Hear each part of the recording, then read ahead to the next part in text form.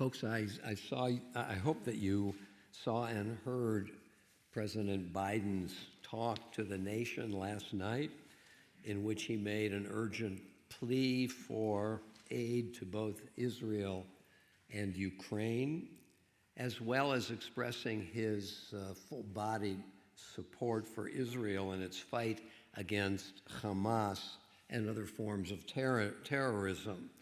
And I'm sure we all appreciated that great support, which comes both from his head and from his heart.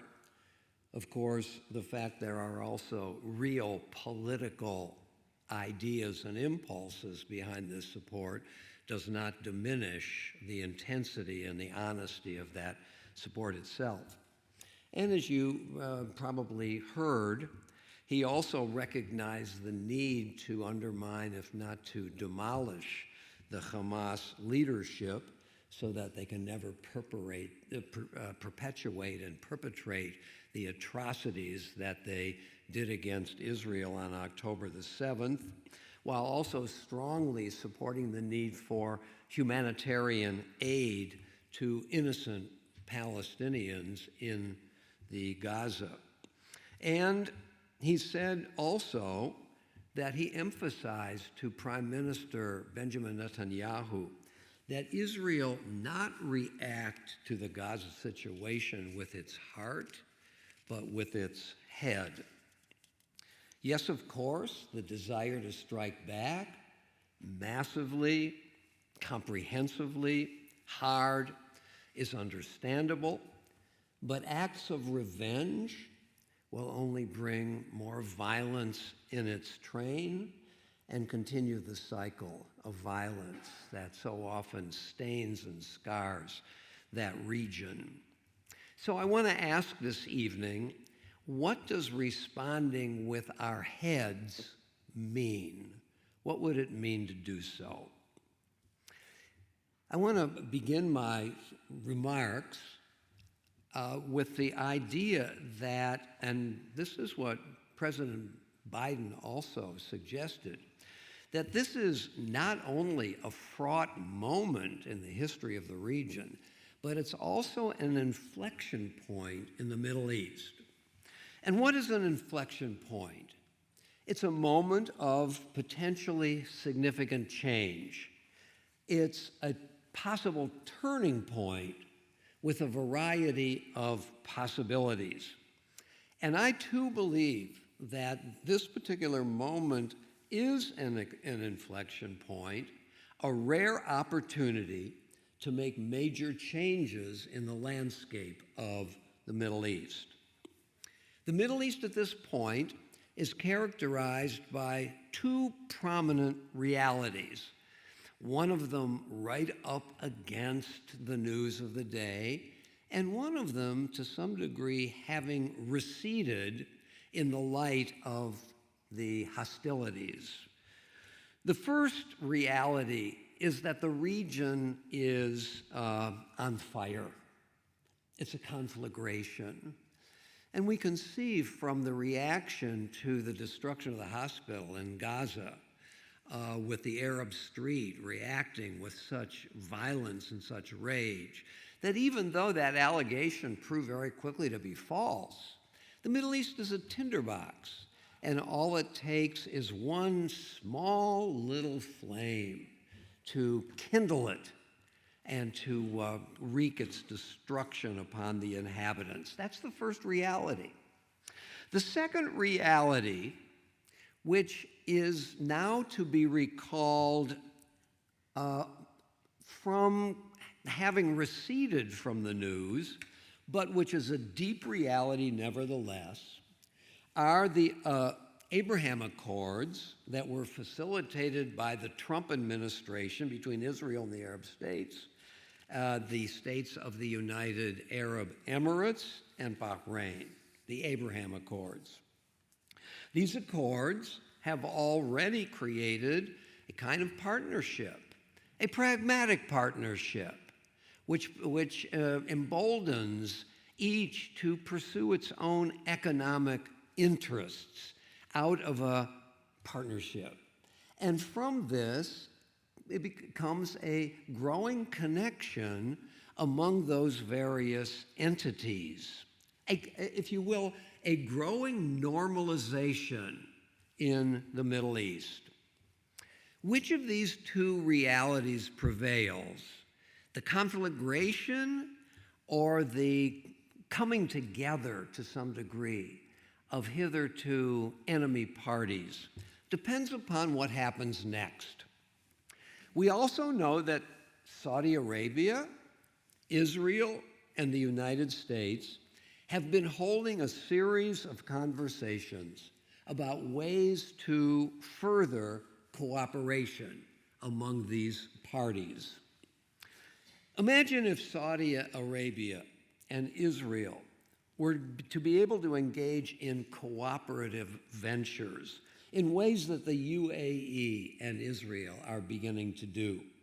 Ventures that would certainly accelerate the transformation of the Middle East, with Saudi Arabia leading the way to further normalization with Israel. What are these discussions about? What does each party want? Saudi Arabia, for its part, wants from the United States a defense pact and help in developing its civic nuclear program. Israel, for its part, wants from the Arab world recognition of the Jewish state as a part of the region, continuing the recognition by the UAE and Bahrain. And Saudi Arabia has the capacity, given that it's the leading power in the region, to accelerate that normalization. The United States, for its part, wants a buffer against Iran and China's growing ambitions, as well as a diplomatic coup that such an agreement would produce. In other words, each of these three parties, has something that it wants from the other. Or as we may define this is not the largesse of the human spirit reaching out in friendship to another party.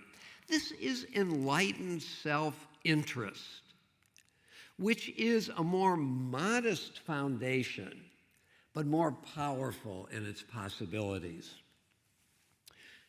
But there is a major hurdle standing in the way of these agreements, and that is the issue of the Palestinians. Because Saudi Arabia wants to see the Palestinians granted an as yet unidentified part of the West Bank, namely a Palestinian state.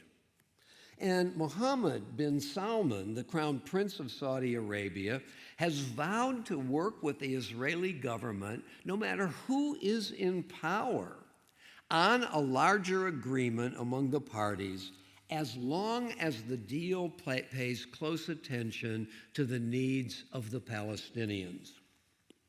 This, then, are the elements of this inflection point, which is a rare opportunity to take significant steps to further peace in the Middle East.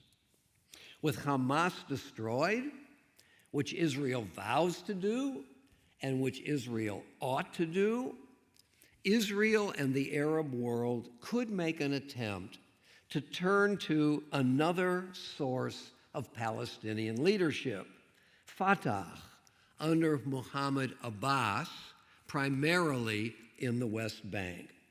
And to work, and Israel would have to work, to strengthen and develop Fatah, to try to diminish the corruption that infests it, and to give it more strength in order so that there is leadership that can negotiate with Israel to try to find a way to normalize relationships between the Palestinians and Israel.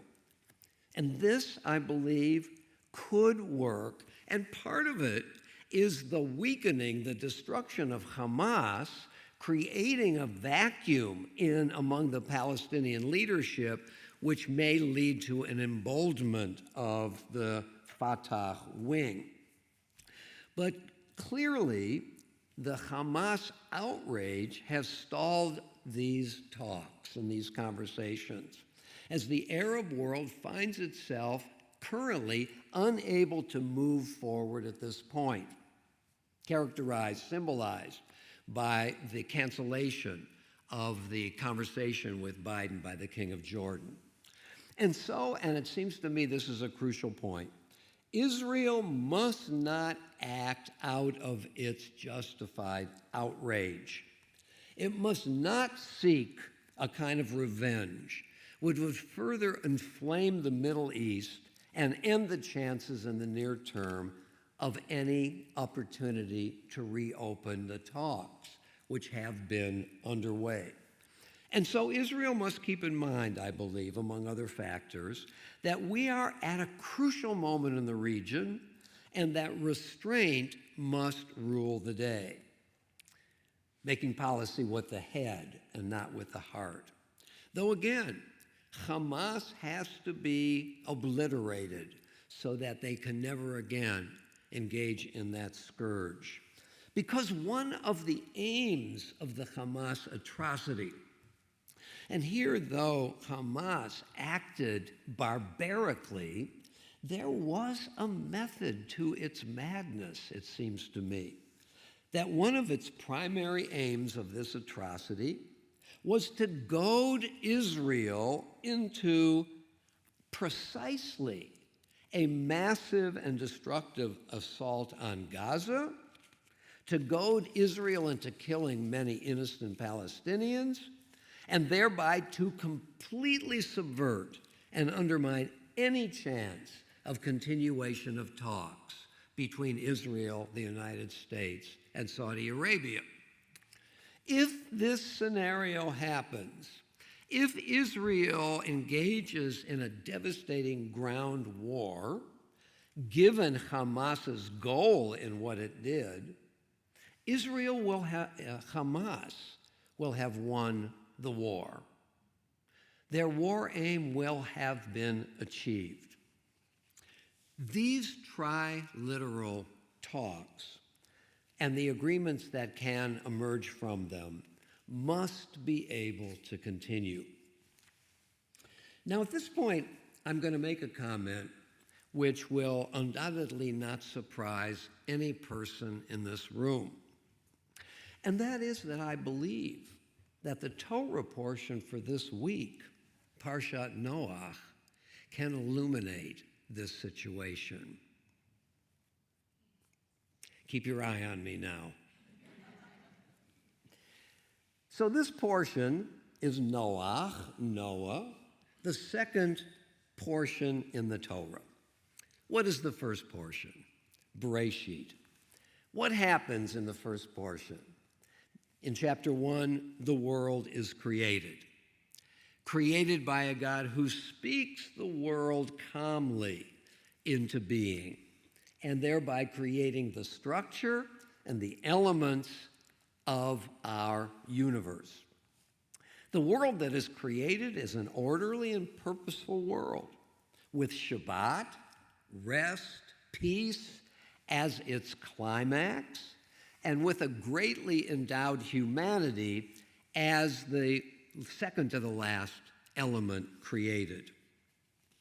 It is, indeed, to the casual observer, a very calm and pacific process of creation, and the result is something wondrous, orderly, and purposeful. But we have to note, and here I rely upon a book by Professor John Levinson, The Creation of the World and the Continuation of Evil. We must note, as Levinson points out, that certain elements of chaos, of disorder, even evil, remain in the created world. First, we have the primal, potent waters, which are not created by God, but part of the initial conditions independent of God when God goes about to create the world. These waters are primal and independent. God does contain them, but God does not destroy them. They remain. Secondly, that human beings have free will beyond the control of God. If God were to control our actions, free will would be an illusion. The fact that we do have free will means that God's control is limited. In other words, what we have here in Genesis chapter 1 is an orderly universe, but a universe that is primed for further chaos and evil. And as we move through the early stories of the book of Genesis, we see that both of these elements break their bonds and wreak havoc on the world. Human beings, for example, in Cain and Abel, the Cain and Abel story, in the story of Lamech, engage in ruthless and ever-intensifying violence until God is fed up, decides that he has made a mistake in creating the world, and decides to destroy it. Human beings and our constructive potential continues as a part of God's orderly world. And the vehicle of the destruction of the universe, the very waters of creation, which inundate every visible part of the earth, so that the world is brought back to its primordial chaos, where waters and darkness hovered over the face of the deep. The world is undone by the very waters that precede the creation of the world as an independent destructive force. And so, an evil impulse that has never receded is inflicted on the world in a growing crescendo of violence. And the forces of destruction, which also never recede, is loosed upon the world. And so the Bible implicitly proposes the following question: is there a way out of what may be an ever-continuing cycle of human evil and natural destruction? Are there actions that can be taken that can weaken these perennial powers of evil and chaos? And lo and behold, the Noah story shows that these possibilities are real, and also what they are. As for human evil, Noah, alone among humanity, is a righteous man. Namely, that even a minority, even a single individual within rampant evil of humanity can have a massive impact on events.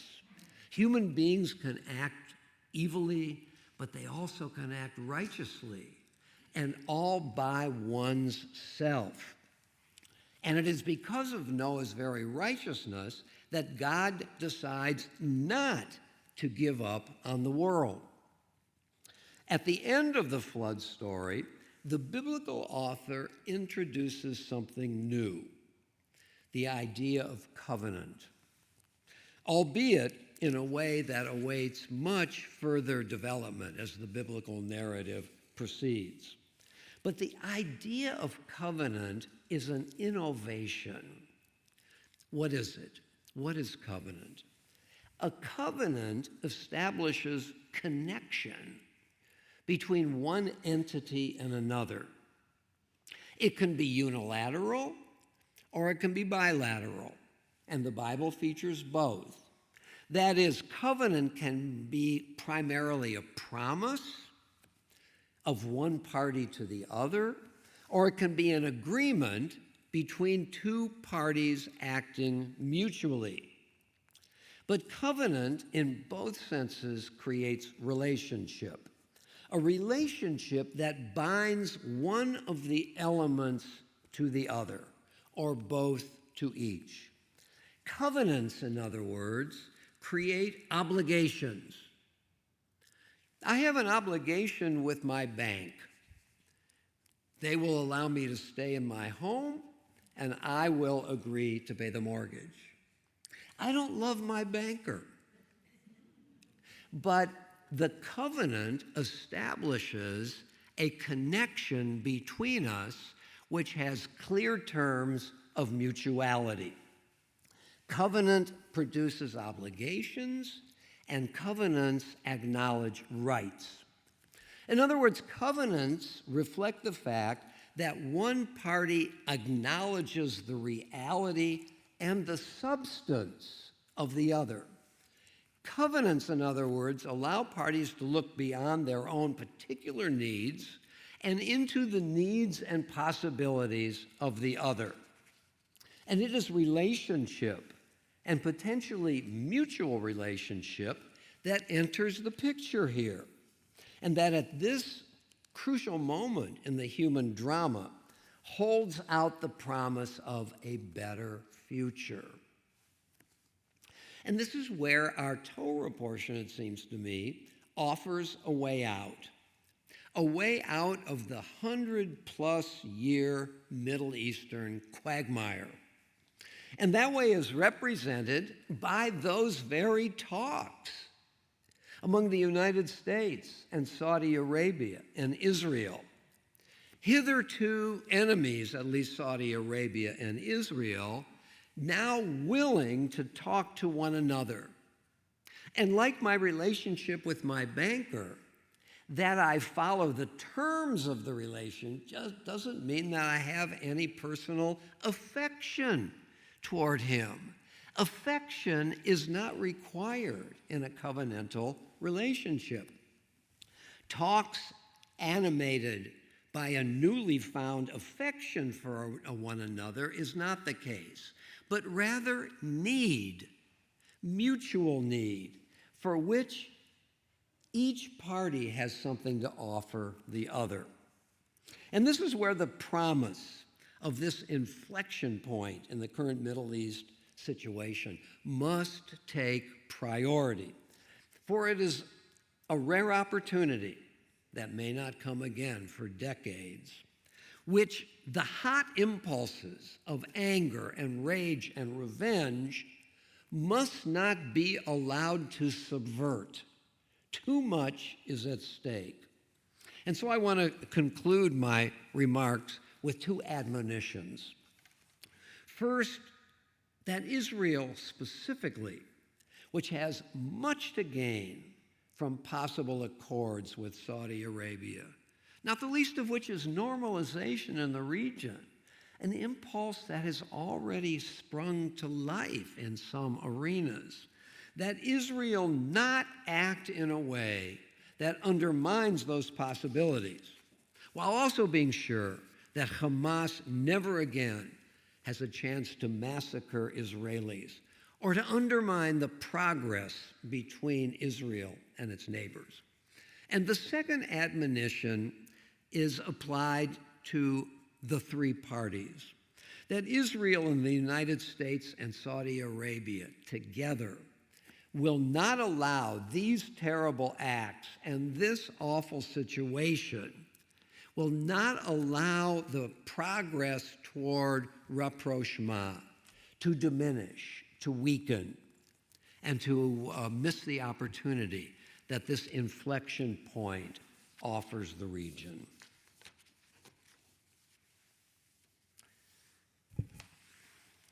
I'll be anxious to know what you think. As I was looking around while I was making my remarks, I saw a few hesitant and a few less hesitant. So my intent here was to try to make a strong point, but to open up a conversation from which we all learn.